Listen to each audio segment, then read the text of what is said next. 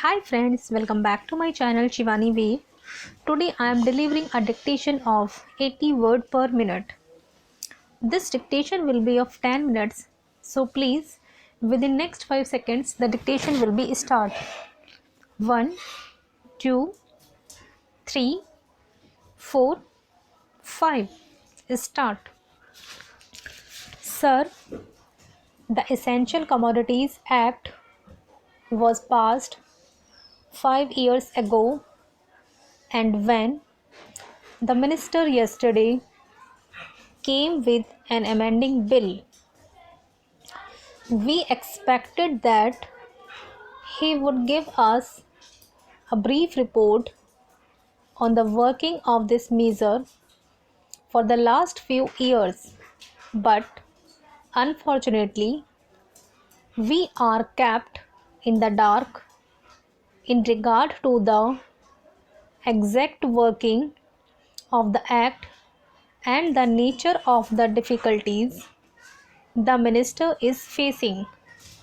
Sir, as far as I know, many of the provisions of this enactment have been observed more in violation by his agents at the state level. The food minister may be very earnest, may be very able, and may be very anxious to see that the various provisions of the Act are implemented in the most effective manner at the state level.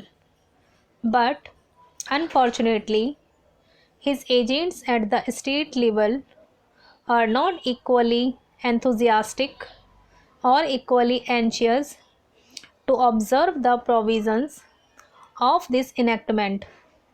The most important objectives of this enactment are to control the supply and distribution of commodities and to maintain a stable price level. In regard to both these aspects, I am afraid that the government has failed to realize the objectives in view. Some time past, when there was scarcity of food grains, attempts were made to make procurement from certain wholesale merchants and from rice mills.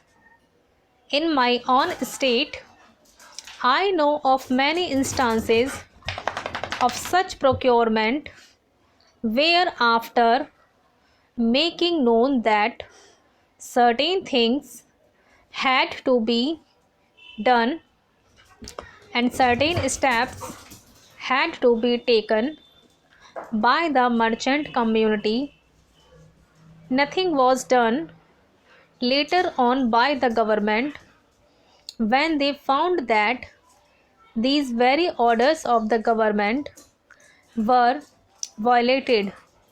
As a result of the violations, there was a consequent rise in the prices of food grains. In respect of other commodities like iron and steel, paper, etc., we see a lot of speculative activities, but the provisions of the Act have not been brought to bear on them. Perhaps no case of prosecution was launched against those people who contravened the various provisions of the Act. We are interested to know in how many cases the government have taken steps to prosecute individuals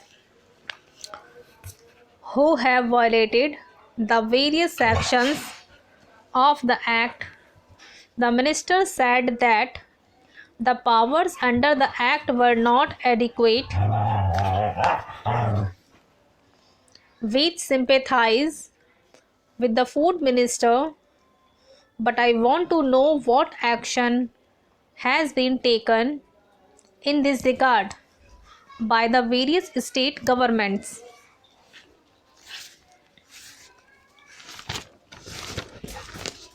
In regard to the amending provision,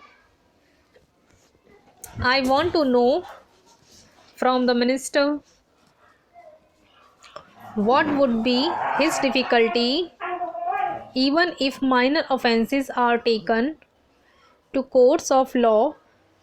For instance, the Motor Vehicles Act deals with various offences, both major and minor, and various minor offences under the Act are taken to courts and people are prosecuted.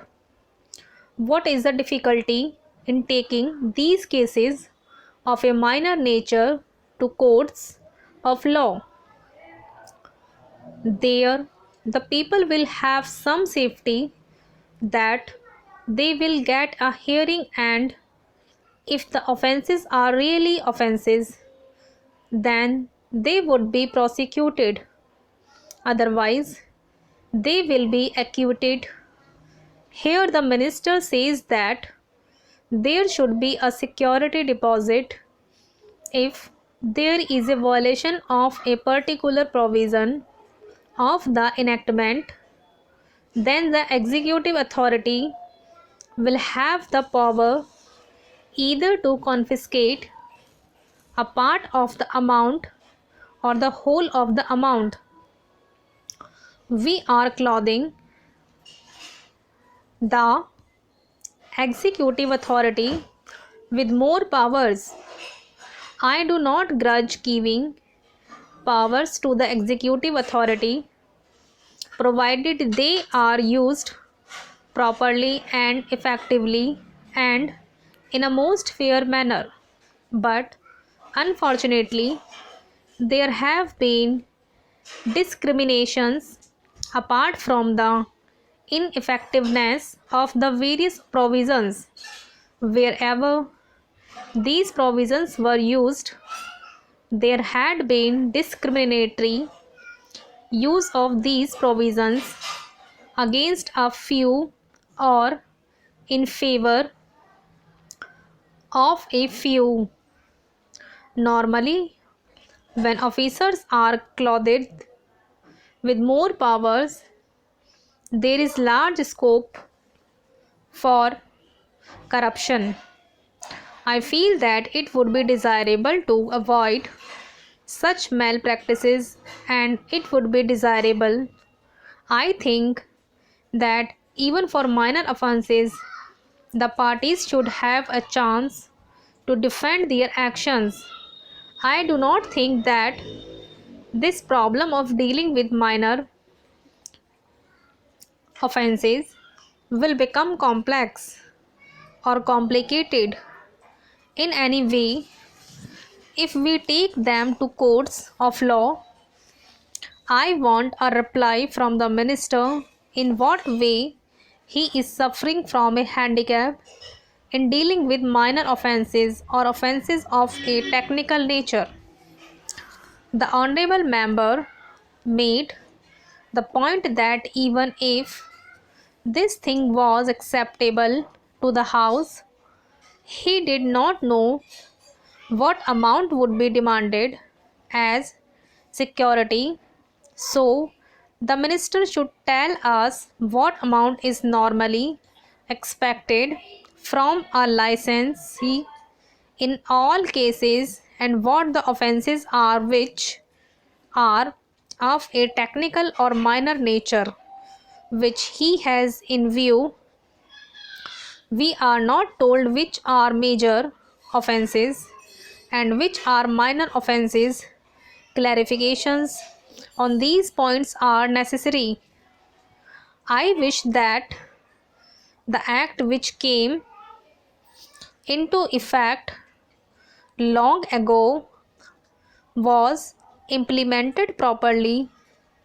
I know that the minister here is very earnest in implementing it, but his colleagues at the state level and the central level are disappointing him. Full stop.